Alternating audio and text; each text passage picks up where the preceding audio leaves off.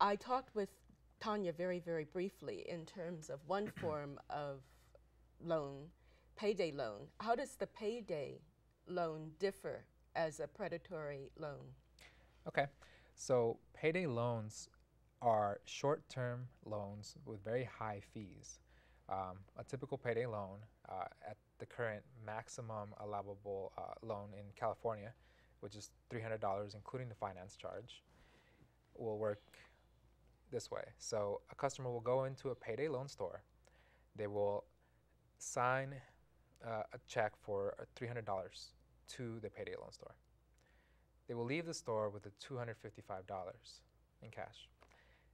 2 weeks later, when they get paid, the payday lending store will either deposit that check for $300 or the customer can return and pay the $300 in person.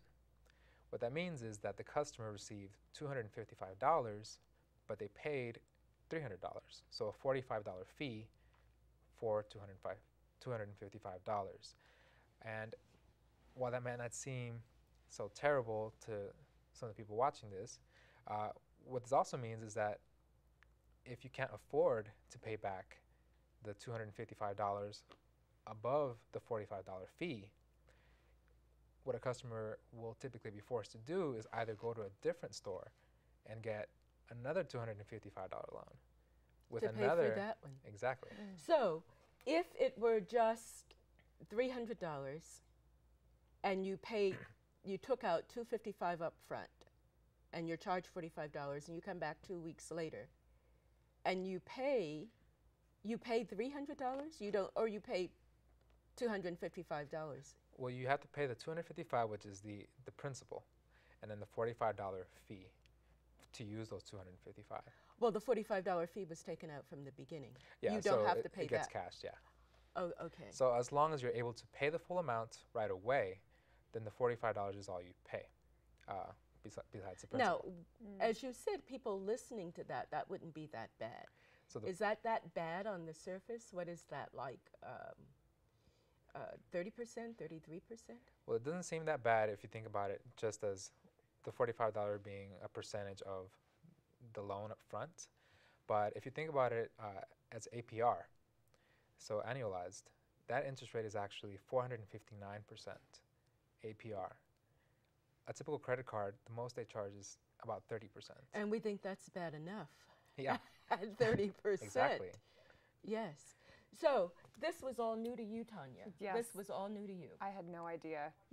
Do you know anyone who's ever gone in to take out payday loans? Never, no. This was my first experience learning about. I was flabbergasted that this one loan can end up costing somebody upwards of $150 because they go to the next payday place, the next payday lending store to borrow again and pay that same fee to pay off the first loan, and therein lies the problem.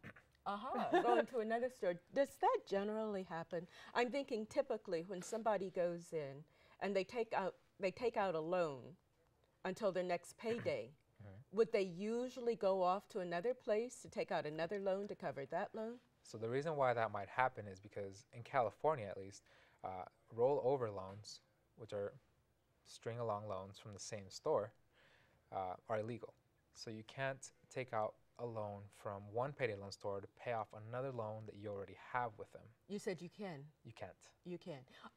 You can't take it from the same store. You have to go to another store. There are ways that payday loan stores have used to get around that. What customers will do with the payday loan store is pay off the loan on the spot and then take out that same money again. So technically they've charged off the $255 they owe, but then they take it right back out. So, wouldn't that be a loophole in the law, or I shouldn't say a loophole in the law, but a problem with the law forbidding people from going to another payday lending site to take out another loan? I mean, if they can go someplace else to take it out, why not just give them permission to take it out there? I think the point of it was originally they were just trying to make sure that people weren't going to do this. They didn't necessarily expect people to go to other different stores and to get the money that they needed to pay off the loan in the first place. They also limited the amount that people could borrow to $300, which brings up another issue, which I'll talk about later, which is an assembly bill that was proposed to raise that amount. Well, I was going to say, why put a limit on it of $300 if people need more money? You've already put them in a bind.